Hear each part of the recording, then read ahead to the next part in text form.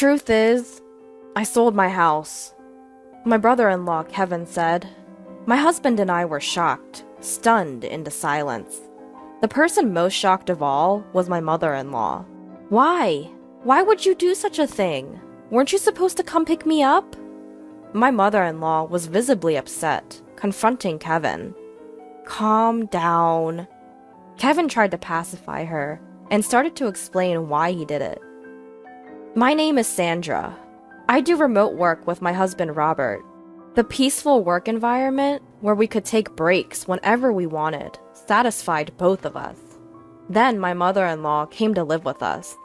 We were financially stable, so we didn't have any complaints. But why aren't you two going out to work? My mother-in-law would look at us disapprovingly as she said this. I felt exhausted at her words, as if the same thing was starting all over again. When my mother-in-law first questioned us like this, we explained that we were working remotely. But, aren't you just playing around? I've told Robert the same thing. Are you listening? When will you two start working properly? Aren't you thinking about your future life? My mother-in-law refused to understand our job. Ugh, I'm so worried. I wonder if I made a mistake coming to this house. I should have gone to Kevin's house. She would often sigh and say this. The Kevin she mentioned is Robert's brother. He has married a wealthy woman named Carol, who he found somewhere, and now he seems to be living off her wealth. My mother-in-law wasn't informed about this. Kevin asked us not to tell her. Kevin's house is not a small one like this. It's very large. It's like a foreign castle. Well, I'm planning to move to Kevin's house eventually, which will become my house. My mother-in-law would say this, waiting for Kevin to come get her. We knew that the day would never come when Kevin and his wife would come to pick her up. That's because Robert once suggested to his brother, who his mother dotes on, that she could live with him. However, Kevin refused to live with his mother. So, we ended up living together. And even though we were called unemployed for doing remote work, we resigned ourselves to the fact that that's just how she is. But an incident occurred that made it impossible for us to continue tolerating it. Out of the blue, we got a call from Kevin. I'll be coming over this weekend. Without waiting for a response, he hung up. What do we do? That guy hasn't changed a bit. Robert and I were baffled, and overhearing our conversation, my mother-in-law leaned in, looking delighted. He's coming to pick me up. Please, help me prepare to move, she said, and then dragged Robert off to her room. Robert looked troubled.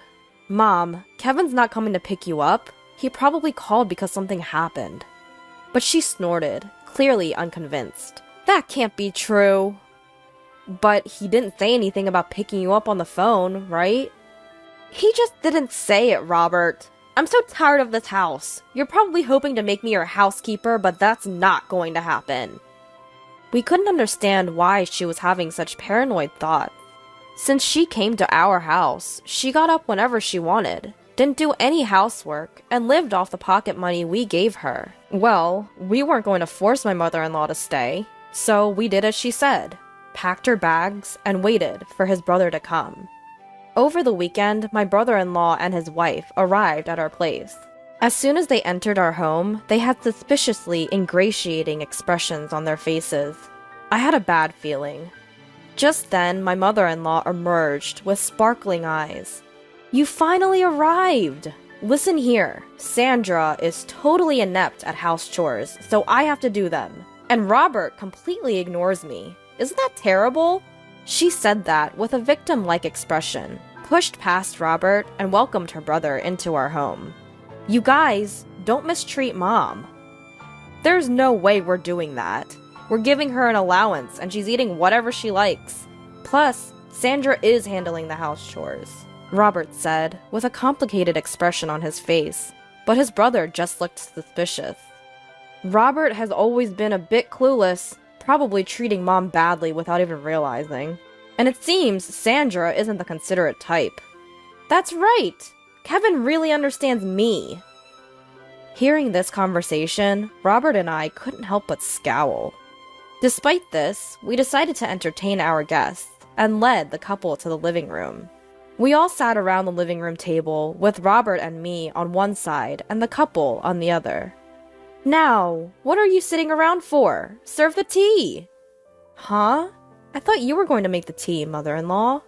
"What are you saying? Making an old woman work? You see, Kevin? Sandra is this kind of person." My mother-in-law even started fake crying at that point. I was so stunned at her behavior that I didn't even feel like retorting. Once I had served the tea, the couple became solemn.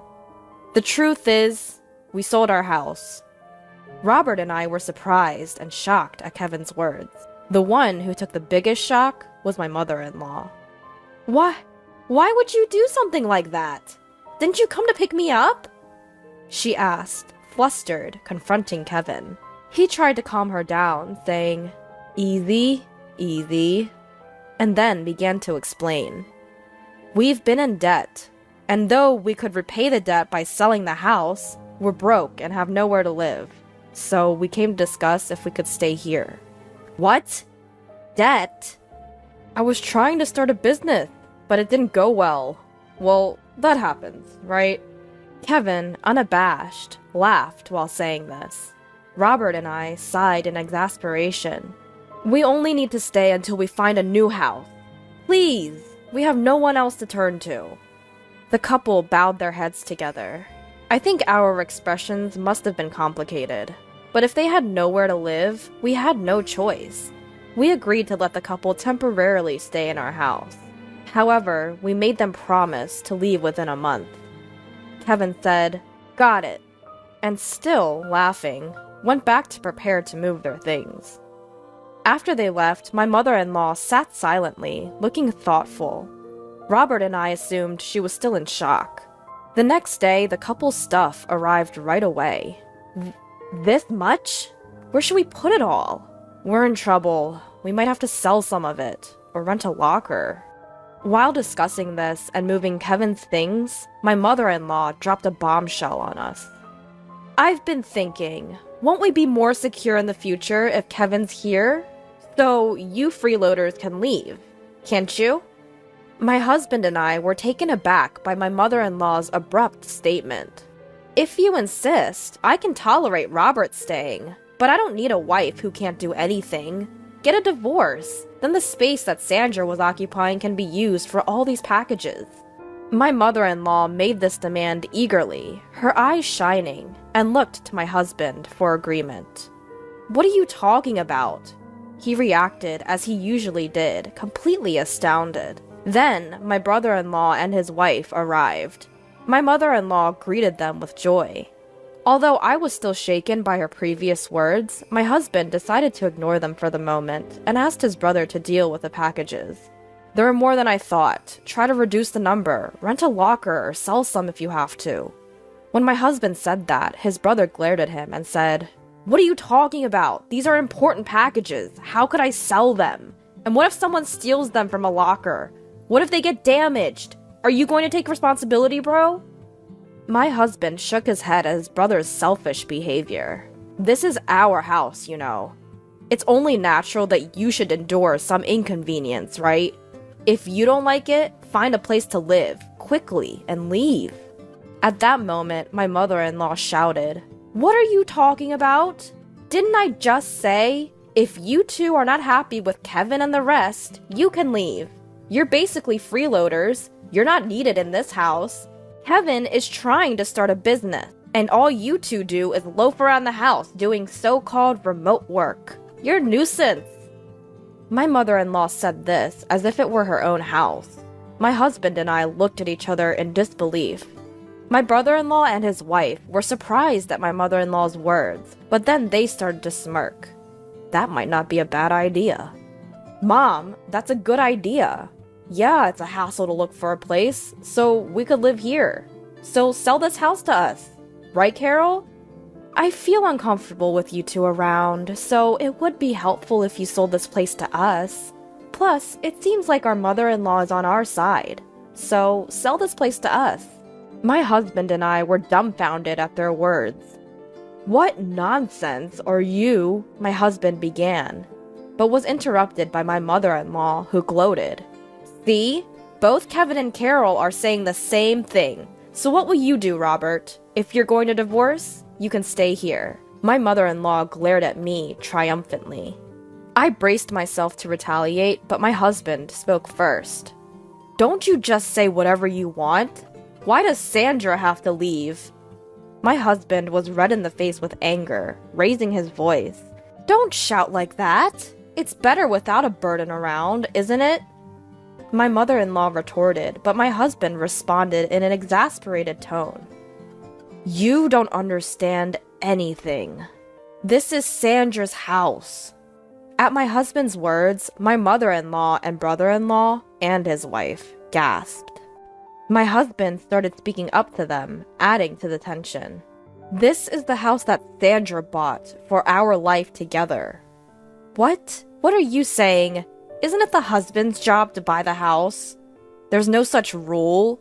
Moreover, Sandra covers all of Mom's allowance and living expenses. Sandra said she'd take on that burden because your pension is minimal, and it would be difficult for you to have financial freedom with just that. Robert was glaring at his mother-in-law with an intense expression. Despite this, my mother-in-law seemed to disbelieve, looking at me and snickering in disbelief. Unbelievable! Sandra just plays on the computer all day. She doesn't even do housework seriously.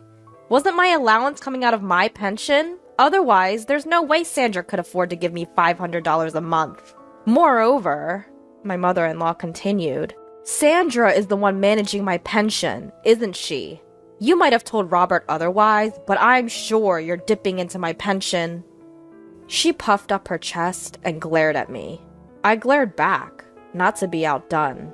It's true, I've succeeded as a business owner. You're lying! Divorce this lying wife already. You should live here with me and Kevin and Carol. Besides, there's no proof that Sandra is earning money. There is. Here it is. With that, I pulled out my paycheck and showed it to her. The sight of it left my mother-in-law and Kevin and his wife slack-jawed. We've not used any of Mom's pension since she moved in here. If Mom ever wanted to leave, Sandra has been managing it so she could live independently. But instead, Mom, you've been bossing Sandra around, interfering with her work. You're the problem. If you don't like Sandra, you should leave, right now. I don't believe any of this.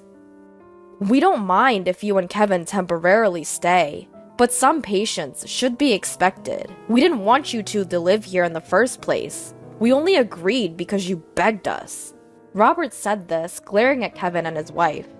Kevin and his wife broke out in a cold sweat, not used to Robert raising his voice. Just kidding! But you sure are earning a lot, huh? I wish you could teach me some business tricks. Right, Carol? Yeah. While it's true we were worried about living with our sister-in-law, it seems like she's a good person after all. Kevin and his wife smiled at each other, but my mother-in-law was unyielding. Don't act so high and mighty. You're just a bum. Enough. Robert, you should leave too. You should go outside and see how harsh this world can be.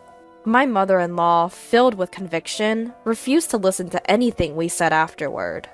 Robert and I sighed in disbelief, interrupting her with, well, if that's how you feel, we'll pack our things and move to a new house. You guys will be stuck with the mortgage, but if that's okay with you, don't come crying to us for help. If you insist, mother-in-law, we'll leave. Even with a pension, maintaining your lifestyle will be challenging. But I guess that can't be helped, can it? At our words, my mother-in-law turned beet red and yelled at us to get out. Wait! You can't be serious! We don't have to do that, do we? Yes! If you two are here, we're safe! Kevin and his wife tried to stop us, but my mother-in-law gave us a fierce look and said, Don't you dare talk back! Kevin, you're going to be a CEO, aren't you? I don't mind you using my pension, so just start a company and show us how successful you can become. I'll show you what happens when you defy us. My mother-in-law's words were filled with intensity. Hearing this, we decided it was best to no longer get involved with her or Kevin's family and left the house. Of course, the mortgage on the house remained, but we changed the ownership to Kevin's name. Some time had passed since then. While there was some residual dissatisfaction from that incident, having been freed from my mother-in-law's sarcasm, we had resumed our normal routine. Just when we were working from home in our new apartment, as usual, my mother-in-law called my husband, crying. "Kevin has taken my pension and disappeared! He hasn't come back in a week! Carol and I are left alone in the house and we're in trouble! Please help us!" She wept as she said this. After my husband calmed my mother-in-law, he asked why Kevin had gone missing. "I gave all of my pension to Kevin for his startup, but he ended up spending it all on gambling. When I confronted him about it, he disappeared!" She cried out desperately. Since my mother-in-law couldn't continue the conversation through her sobbing, the phone was handed to Carol. "Could you please call us back? We can't live like this. Ever since Kevin failed his startup and sold the house we were living in, our parents have disowned us. My dad won't forgive us for selling that house. We haven't been able to reach either our dad or mom since..." Carol pleaded with my husband. At the sight of them, my husband muttered, "I knew it," in a disgusted tone. "That's unfortunate, but don't involve us. We warned you when we left, didn't we? Even if you come crying to us, we won't help. You can report Kevin as missing to the police. It's none of our business." With that, he hung up. I was shocked, but my husband said, "They got what they deserved." And I agreed. After that, they called my husband's cell phone many times. When my husband, frustrated, answered the phone, Carol would cry about not knowing how to report Kevin as missing. We were surprised she didn't know and gave her advice to call the police. However, they still couldn't find Kevin. Just when we thought they might not find him, we heard that Kevin had been arrested for bank robbery in another state. Apparently, he did it to repay his debts. It seems it wasn't his first offense, and he would likely face actual jail time. Carol can't go back to her parents' home, and is still living with my mother-in-law in that house. It's uncertain whether or not she will divorce Kevin. That's probably the least of her concerns right now. She registered with a temp agency and is struggling with her first job ever, but she's somehow making ends meet every day. As for my mother-in-law, Kevin took all of her pension, and now she has to repay his debt.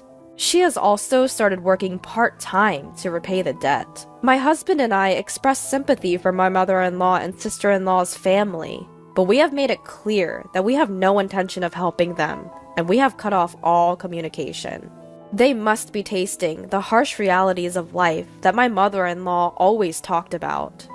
Despite the changes since my mother-in-law moved in with us, my husband and I are glad that we have returned to our peaceful days.